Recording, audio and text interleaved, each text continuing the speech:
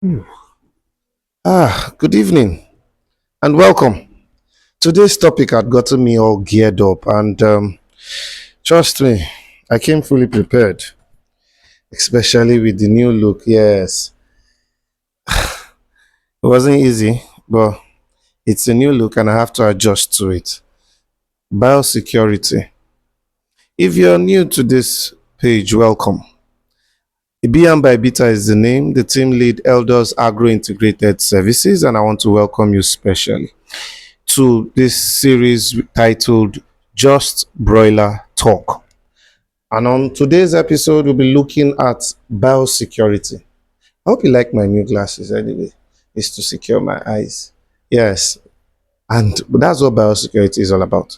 This is one topic that has put every farmer on the edge, be it a broiler farmer or a layer farmer. That's why today we'll classify it under poultry farming. And one person that helped shape this topic well into my head and give me a better understanding of it is DIY Agric. Yes, some of you now know him as Feathers Pro on YouTube and even on WhatsApp. But for some of us who knew him 3, 4 years back, we know him as DIY Agric. If you want a name, I'll call him out. Opeyemi Afelui. Yes, he gave a better understanding of it, and I had to look at it very well. So once biosecurity, before I come to some other things, I have a notepad here, so it helps me keep me on the edge. And I said, uh, according to what so many people think, they just feel that biosecurity is about washing of hands, ensuring that there is a food dip in front of your farm, and so many things like that. But well, according to Okpeyemi, it wasn't so. And I also thought like other farmers too, but according to him, it wasn't so. So I went researching till even when I got his book, The Beginner's Guide to Successful Broiler Farming, Organic and Conventional Methods. I've tried searching for the soft copy, but in case you need the soft copy, just drop a comment uh, on the comment box and just say, I need a copy. Please, I need a copy is what you should. If you don't text that, I need a copy, I won't look for a way to send it to you. But either way, what is biosecurity? And I penned something down. I said, biosecurity is seen as the act of protecting yourself, your animals, and your livelihood from infectious diseases. It encompasses a range of physical structure, equipment, and protocols designed to reduce pathogens from invading your farm and causing a disease outbreak. According to Okpeyemi, who I also agree with, uh, because I also made a video of this back, I think 3 years ago. You can check that on YouTube on biosecurity. And I said that biosecurity are all safety measures that are put in place in order to help us to respond to, prevent, and to help our birds, both broilers and layers, from all forms of diseases. And they are needed to us help us in pre-farming, in farming, and post-farming decisions. Trust me, biosecurity is something no farmer should joke with. Yes, and when it's one of the things that make people get scared of brooding birds from day old and prefer to buy at 2 weeks, 4 weeks. Now the case may be, but if you must, because because you've got birds at 2 weeks or 4 weeks, does not make you feel that you have escaped biosecurity or the dangers for not following the protocol that has to do with biosecurity. And according to him and myself, which I had agreed, biosecurity are all safety measures that protect you, your birds, and your livelihood. Those are the three things you are going to understand very well. Now, in order for us to understand biosecurity, I want you to understand that biosecurity are of three types. Yes, Okpeyemi x-rayed that in this book. Yes, like I said, I don't really have a soft copy, but at least I can talk to him to give me that soft copy again. I've tried searching for it because it was from the soft copy that I had to print this many years ago, and it was a good guide. That's why I said, if you need this book, write it, put it in the comment section. I need the book, and drop your WhatsApp number. I will surprise you. Yes, and it might be a new month gift to you as we enter the month of March. But let's look at the three types of biosecurity. We have the conceptual biosecurity, we have the structural biosecurity, and we have the operational biosecurity. Now, that's what Opeyemi opened my eyes to. Yes, conceptual biosecurity, structural biosecurity, operational biosecurity. Now, let's look at these three. Now, when we talk about conceptual biosecurity, we're talking about the word concept, the idea. For you to have thought of, okay, I want to go into broiler farming, you should have thought of where you want to situate your farm. It's important. Remember, I said all safety measures that protect you, especially the broiler farmer. Before you even think of your beds, where do you want to situate this your farm? And these are primary decisions. Where you set up the farm, is it close to the road? Does it have a lot of human traffic or even animal traffic for some of us who have pets in the house, like dogs and the rest? And broiler beds, they need their own space. So the concept about it, when you think of it, how do you situate your farm? How do you protect these beds? You don't just situate them anyhow. You don't just design anything anyhow. The concept must be proper, because that's the first point of security. The second one, which is structural biosecurity, that alone I learned from it the hard way, because this handles all structural aspects. Yeah, I wrote it down in my notepad.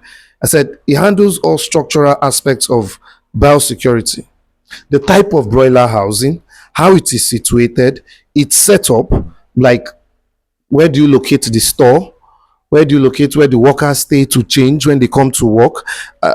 It helps you. This structural biosecurity is all about the broiler farmer or the poultry farmer, because layer farmers are also involved in this. And it helps you understand that any mistake you make here, you will pay for it through cost. Yes. If you build a shady broiler house and along the line you've seen that you're growing and you need more space and the rest, the cost of doing it again, the cost of expanding will hit on you, and will also hit on the birds as well, because you'll be invading their space. And like I said, it protects you and your livelihood. So when you're like setting up your space after you've gotten your conceptual biosecurity right, your structural biosecurity also needs to be put in place. You need to situate whereby the feed house, the room for your feed or your storage for your feed, depending on how you call it, is close to where your beds are. The change room for your workers, how secured is it? It's not like they'll change up in one location and then they'll have to be coming down, marching everywhere before they come to the bed house. No, it's not done that way now. That's why it's structural. You need to check your growth expansion. So if you know you have the capacity to grow for like from 100 beds, or let's say from 50 beds to 500 beds, then your house should be of 500 beds, and then use the space of 50 beds. That saves you cost. That makes the first form of biosecurity is your pocket too. The cost of materials 5 years ago or even last year is not the cost of materials this year. But structural biosecurity even involves your drinkers, your feeders. You don't just because you have 50 beds, you just buy two or three. And then when you want to increase to 100, you now start going. They tell you that the cost of the drinkers have increased from 2,000 to 4,000. It's dipping into your cost. So why don't you get them in large quantities? Anyway, we'll come to that aspect, because next week we'll be looking at disinfecting, of ways of disinfecting a broiler farm, and also the equipment you need, the cleaning equipment you need. You Anyway, if you want that topic, comment. Now, that's for structural biosecurity. Now let's come to operational biosecurity. I know this is the one every farmer is used to. This is the day-to-day running of the activities in the broiler farm. The washing of the hands, the washing of the drinkers and everything, preventing people who do not have business with the brooding area and all that. Yes, that's what it is. But trust me, if you don't get your conceptual biosecurity or your structural biosecurity right, your operational biosecurity would still be a headache for you, because the first two will keep on showing itself in this last one. And that's what you need. Your day-to-day running of the activities. Your food dip will be there, how you manage your feed and all that. That's security in itself. But you need the first two right. But you see, a whole lot contained in this book. I can't share it too much. That's why I said, although I don't have the soft copy, but I can get it, I would have to talk to my good friend and mentor, DIY Agric. I still call him DIY Agric. Feathers Pro, I'm still learning. So Payemi will just have to get the way around this. But I'll talk to him and say I can get the soft copy. That's why I said I'm only giving it to those who will comment by saying, I need that book. When you comment on my DM, I'll tell you, and just put your WhatsApp number. That's all. So let's go back again. Concept, the conceptual biosecurity, your thought process, especially if you want to get into this business. Where do you want to situate your farm? The location. Structural. Structural affects you. The building, your future plans, and then the operational, your day-to-day running activities. Like I said, if you get the first two right, you'll get the last one very perfect, and you will not have issues whereby you would have to disturb yourself, because biosecurity is it's very, very essential to every poultry farmer in order to enhance broiler performance and productivity. Well, I'll be moving up the notch in the next episode, where we'll be looking at how to disinfect your farm, and I'll be bringing someone. I'll be telling you about someone. I mentioned her in the other video. We know her as Gamzaki on TikTok. We know her as Mommy Bilai on WhatsApp, and she taught me a better way on how to disinfect my farm. And from there, I'll be showing you simple tools that you need in your farm. Well, I hope you enjoyed this series. Drop your comments. We'll continue to look at it. Whatever topic you want, we'll look at it. But like I said, just broiler talk is needed for every broiler farmer who wants to upskill, who wants to move ahead, and who wants to correct the wrongs of last year and perfect them for a better 2026. Now that I've secured my eyes, I need to go and secure my beds and my farm. See you next week. Bye.